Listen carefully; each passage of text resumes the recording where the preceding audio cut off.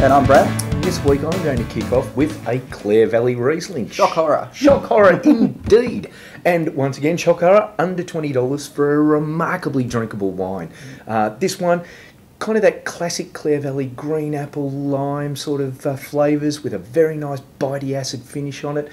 I'd probably put this one together with maybe some Asian fish because it's going to cut through really nicely with some of those sweeter yet acidic sort of flavours that most of these, say, Vietnamese, Thai style dishes will put together. At $15 for the Bin 7 Leasingham, this is unbelievably good value, but not surprising. So many really, really good, really inexpensive Rieslings coming out of the region that you just can't avoid them, and you shouldn't, without a doubt. So the Leasingham Bin 7, look out for it, grab a hold of it, go for it. Yeah, and it's not just the Riesling that's good value, their whole bin range is good value at Leasingham. Definitely.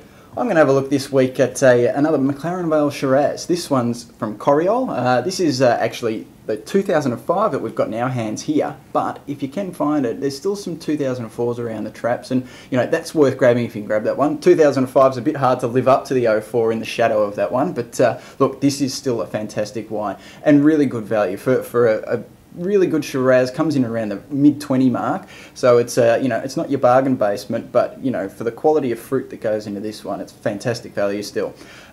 They do some really good work at the top end with their Lloyd Reserve Shiraz, which is absolutely brilliant, but to get in at the middle price point, this is really good with some really rich, typical McLaren Vale type fruit flavours, almost as big as your Barossa type Shiraz, and look, for mid-20s it's fantastic value. So that's the Coriol McLaren Vale Shiraz. Get onto it. Yeah, definitely. Now if you are looking to find the 04 rather than the brand new 05, maybe this week avoid the huge warehouses, the big supermarket chains.